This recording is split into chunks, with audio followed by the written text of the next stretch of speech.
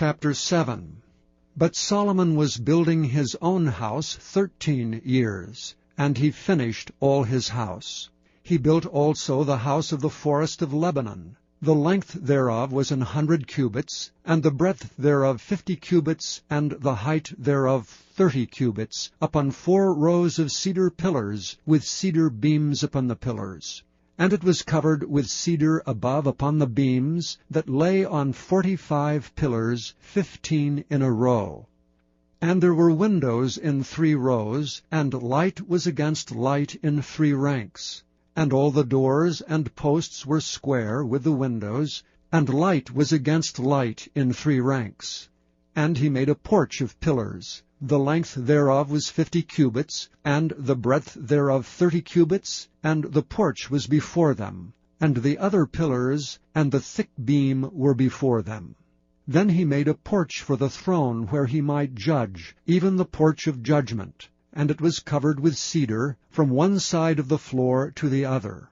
And his house where he dwelt had another court within the porch, which was of the like work. Solomon made also an house for Pharaoh's daughter, whom he had taken to wife, like unto this porch. All these were of costly stones, according to the measures of hewed stones, sawn with saws within and without, even from the foundation unto the coping, and so on the outside toward the great court.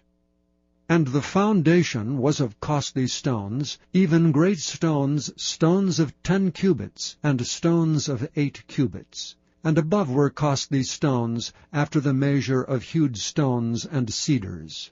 And the great court round about it was with 3 rows of hewed stones, and a row of cedar beams, both for the inner court of the house of the Lord, and for the porch of the house. And King Solomon sent and fetched Hiram out of Tyre. He was a widow's son of the tribe of Naphtali, and his father was a man of Tyre, a worker in brass. And he was filled with wisdom and understanding and cunning to work all works in brass. And he came to King Solomon, and wrought all his work. For he cast 2 pillars of brass of 18 cubits high apiece, and a line of 12 cubits did compass either of them about. And he made 2 chapiters of molten brass, to set upon the tops of the pillars. The height of the one chapiter was 5 cubits, and the height of the other chapiter was 5 cubits. And nets of checker work, and wreaths of chain work, for the chapiters which were upon the top of the pillars, 7 for the one chapiter, and 7 for the other chapiter. And he made the pillars, and 2 rows round about upon the one network, to cover the chapiters that were upon the top, with pomegranates, and so did he for the other chapiter. And the chapiters that were upon the top of the pillars were of lily work in the porch, 4 cubits. And the chapiters upon the 2 pillars had pomegranates also above, over against the belly which was by the network. And the pomegranates were 200 in rows round about upon the other chapiter. And he set up the pillars in the porch of the temple, and he set up the right pillar, and called the name thereof Jachin. And he set up the left pillar, and called the name thereof Boaz. And upon the top of the pillars was lily work. So was the work of the pillars finished. And he made a molten sea 10 cubits from the one brim to the other. It was round all about, and his height was 5 cubits, and a line of 30 cubits did compass it round about. And under the brim of it round about there were knops compassing it, 10 in a cubit, compassing the sea round about. The knops were cast in 2 rows. When it was cast, it stood upon 12 oxen, 3 looking toward the north, and 3 looking toward the west, and 3 looking toward the south, and 3 looking toward the east.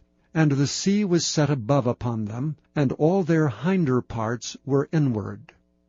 And it was an handbreadth thick, and the brim thereof was wrought like the brim of a cup, with flowers of lilies. It contained 2,000 baths.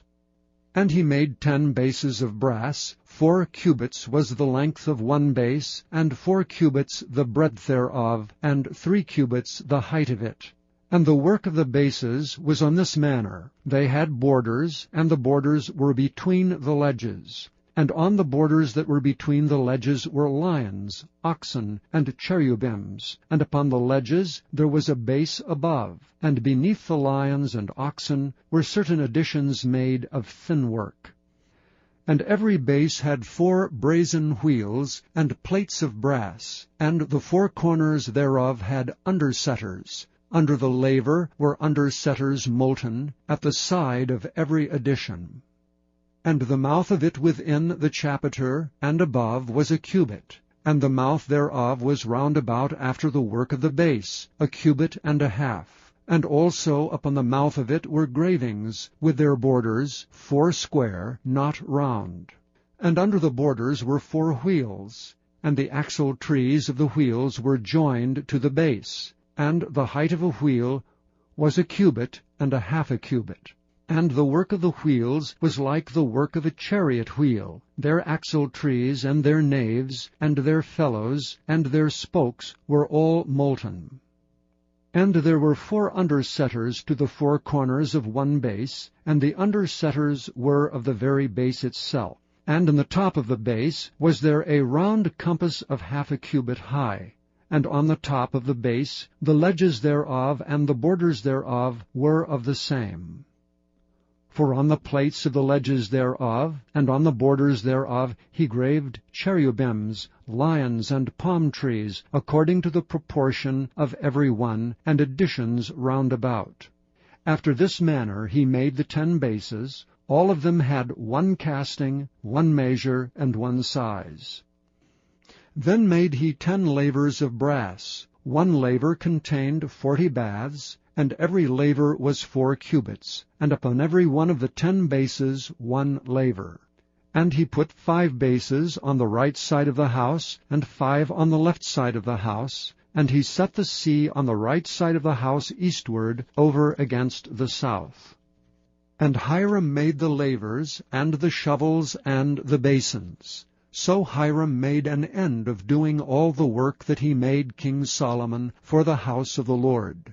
The 2 pillars, and the 2 bowls of the chapiters that were on the top of the 2 pillars, and the 2 networks to cover the 2 bowls of the chapiters which were upon the top of the pillars, and 400 pomegranates for the 2 networks, even 2 rows of pomegranates for 1 network, to cover the 2 bowls of the chapiters that were upon the pillars, and the 10 bases, and 10 lavers on the bases, and 1 sea, and 12 oxen under the sea, and the pots, and the shovels, and the basins. And all these vessels which Hiram made to King Solomon for the house of the Lord were of bright brass. In the plain of Jordan did the king cast them, in the city ground between Succoth and Zarthan. And Solomon left all the vessels unweighed, because they were exceeding many, neither was the weight of the brass found out. And Solomon made all the vessels that pertained unto the house of the Lord, the altar of gold, and the table of gold whereupon the shewbread was, and the candlesticks of pure gold, 5 on the right side and 5 on the left, before the oracle, with the flowers and the lamps, and the tongs of gold, and the bowls and the snuffers, and the basins, and the spoons, and the censers of pure gold, and the hinges of gold, both for the doors of the inner house, the most holy place, and for the doors of the house, to wit, of the temple. So was ended all the work that King Solomon made for the house of the Lord. And Solomon brought in the things which David his father had dedicated, even the silver and the gold and the vessels did he put among the treasures of the house of the Lord.